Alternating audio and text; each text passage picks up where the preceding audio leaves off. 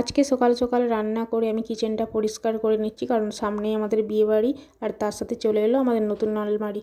তো good morning বন্ধুরা, কেমন আছো সবাই? আশা করছি সবাই ভালো আছে আর আমিও ভালো আছি। তো ঘুম থেকে উঠে আজকে বাসি কাজকর্মগুলো সব সেরে নিয়েছি, তারপরে এদিকে মাছটায় জল দিয়ে রাখলাম, কারণ আজকে তাড়াতাড়ি একটু রান্না বান্না করব আর ওদিকে অনেক কাজ আছে বাড়ির, সেই জন্যে। তোমাদেরকে একটা ভিডিও দিয়েছিলাম আইবুড়ো ভাতে, সেখানে বলেছিলাম যে আমাদের বাড়িতে একটা বিয়ে আছে। তো আর মাত্র হাতে গোনা কয়েকটা দিন আছে, কয়েকটা দিন পরেই কিন্তু আমাদের বাড়িতে বিয়ে। আর বিয়ে মানেই বুঝতেই পারছো বাড়িতে অনেক কাজকর্ম, ঘর দুয়ার পরিষ্কার করা থেকে সব কিছু। তো সেই জন্য ঘর দুয়ার কিন্তু পরিষ্কার করা আমার একটাও হয়নি, শুধু আমার রুমটা আমি পরিষ্কার করেছি, বাকি সব কিছু বাকি আছে। আর কালকে আমার রুমটা আমি পরিষ্কার করেছিলাম, তো অনেকটা বেলা হয়ে গেছিলো রুমটা পরিষ্কার করার জন্য। আর এখন 2-3 দিন ধরে এত পরিমাণে গরম পড়েছে, তো ছাদে আমি যেহেতু রান্না করি, ওই গরমের মধ্যে না দুপুরবেলার দিকে আসতে একদমই ইচ্ছে করে না, তাই ভাবলাম যে আজকে সকালে সকালে রান্নাটা করে নিই, তারপরে ঘরটা মানে কিচেনটা পরিষ্কার করব। তো যাই হোক, প্রথমে এসে উনুনটা ধরে নিয়েছি আর ডাঁটাটা প্রথমে সিদ্ধ করে নিয়েছিলাম। ডাঁটার আজকে একটু ঝাল ভাজা করব, সেই জন্যে ডাঁটার ঝাল ভাজাটা আমার হয়ে গেছে। ওদিকে থোড়টাও ভাজা করে নিয়েছি।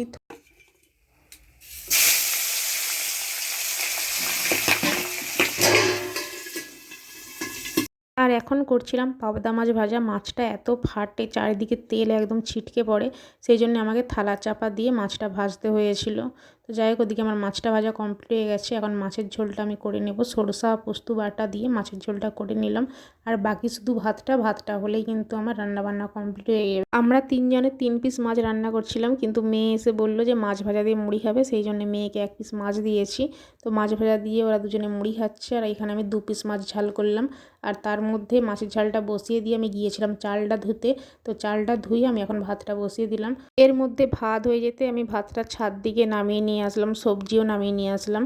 আর মেয়েকে ওদিকে স্নান করিয়ে স্কুলে পাঠালাম, আমিও খাওয়া দাওয়া করে নিয়েছি। এখন চলে এলাম কিচেনে।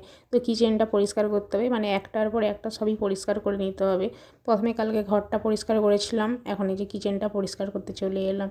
তো কিচেনটা যেহেতু টাইলস লাগানো, সেই জন্য আমি সার্ফ দিয়ে আর জালি দিয়ে ভালো করে ঘষে ঘষে পরিষ্কার করে নিয়েছি। যেহেতু প্রচণ্ড পরিমাণে তেল চিটা পড়ে, তো সেই জন্য সার্ফ দিয়ে ঘষে নিয়েছি। আর এখন পরিষ্কার কাপড় দিয়ে এটাকে জল দিয়ে মুছে নিচ্ছি। কিচেনে গ্যাস ফ্যান লাগালেও তবুও না, এই জানলার সাইডে সাইডে ঠিক তেল চিটা পড়েই যায় রান্না করার সময়। তো সেগুলোকেও আমি এই যে এখন সার্ফ দিয়ে জালি দিয়ে ঘষে পরিষ্কার করে নিয়েছি, আর একটা পরিষ্কার কাপড় দিয়ে এভাবে মুছে নিলাম। তো অনেকটাই কিন্তু পরিষ্কার হয়েছে। আর মাঝে মধ্যেই রান্নাঘরটা পরিষ্কার করা হয়, প্রায় 6 মাস অন্তর অন্তরই পরিষ্কার করি। আমার রুম বলো কিচেন বলো সমস্ত কিছুই পরিষ্কার করা হয়, শুধু বিয়ের জন্য পরিষ্কার করছি এমনটা কিন্তু না, 6 মাস ছাড়া ছাড়াই সমস্ত কিছু আমি পরিষ্কার করি। আর আমাদের ঘরটাতে প্রচণ্ড পরিমাণে ঝুল হয়, কেন আমি জানি না, হয়তো রাস্তা ধারে ঘর আর মাঠের সাইডে ঘর বলেই প্রচণ্ড পরিমাণে ঝুল আর মাকড়সার বাসা হয়।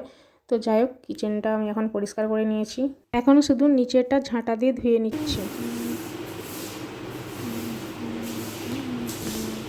রান্নাঘর পরিষ্কার করতে অনেকক্ষণই টাইম লাগে, অনেক কিছু জিনিস বের করা আবার গোছানো অনেক টাইম লাগে। তো রান্নাঘর পরিষ্কার করা আমার হয়ে গেছে, আর এখন এইমাত্র গিয়ে স্নান করে আসলাম। এখন বাজে দুপুর 2টো, ভাত তো খাওয়া হয়নি, তো এখন এটি খেতে বসবো। তো চলো খাওয়া দাওয়াটা এখন করে, অনেকটা বেলা হয়ে গেছে।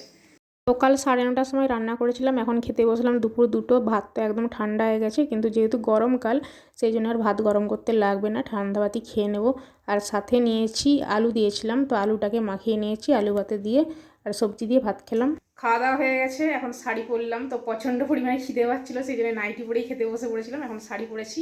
তো চলো তোমাদেরকে একটা জিনিস দেখাই, আমাদের একটা জিনিস এসছে, তোমাদেরকে দেখানো হয়নি, তোমাদেরকে দেখাই কি জিনিস এসছে।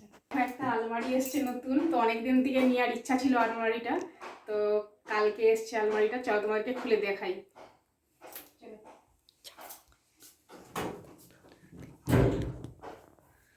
তো এই যে আলমারিটায় সব জামা কাপড় গুছিয়ে রেখে দিয়েছি।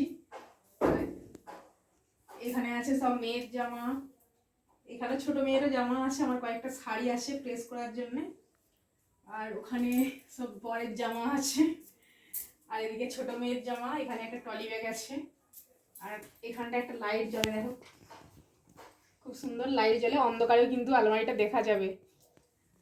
আর এদিকে দেখো চুড়ি রাখার জায়গা আছে, আমার 2 মেয়েরই চুড়ি এখানে সাজিয়ে নিয়েছে ওরা। এটা বড় মেয়ের চুড়ি, এটা ছোট মেয়ের, আর এখানে সেন্ট আছে।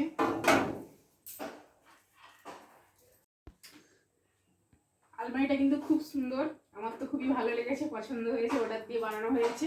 আর মেয়ের এখানে পুতুল দেখা সব সাজিয়ে রাখা আছে। আর কেমন হয়েছে অবশ্যই তোমরা জানিও আলমারিটা। আর এখন এই যে দেখো মেঘ উঠেছে প্রচণ্ড পরিমাণে তোমাদের সাথে কথা বলতে বলতে। তো ছাদে অনেক জামা কাপড় আছে, সেগুলো আমি এখন তুলতে গেলাম। তো জামা কাপড় তুলে নিয়ে গেলাম, আর এখন বৃষ্টি আরম্ভ হয়ে গেছে। তো আবার নাকি নিম্নচাপ হবে শুনতে পাচ্ছি 4-5 দিন ধরে। তো জানি না কি হবে, মানে যখন তখন নিম্নচাপ, যখন তখন কিন্তু বৃষ্টি শুরু হয়ে যায় এখন। হাই করো, হাই। আমাদের গাছের আম। আমাদের গাছের আম। বন্ধুরা আমাদের গাছের আম খাওয়া হচ্ছে দেখো। এখন আম মাখানো চলছে, লঙ্কা গুঁড়া, নুন, চিনি, তেল দিয়ে তারপরে খাওয়া হবে আম মাখা। আজকে আমাদের এখানে এতটা পরিমাণে সকাল থেকে হাওয়া দিয়েছিল, সেই জন্য গাছ থেকে ছোট ছোট আম কয়েকটা পড়ে গিয়েছিল। তো সেই আমগুলা গুঁড়িয়ে আনা হয়েছিল, সেই আমগুলোর এখন ওটা মাখা করে খাচ্ছে। আর এদিকে আমি খাচ্ছি, শুধু একটা আম নিয়েছি। তো ছোট দেখে একটা আম নিলাম, এটাই খাবো। তো আম খেলে আবার অ্যাসিড হয়ে যাবে, দুপুরবেলা এইসবে ভাত খেয়েছি, তো সেই জন্য ছোট একটা আম নিয়ে এখন এটাই আমি খাবো। আজকের মতো আমি ব্লগটা এখানেই শেষ করছি। সবাই ভালো থেকো, দেখা হচ্ছে আবার পরের ব্লগে। তো টাটা সবাইকে।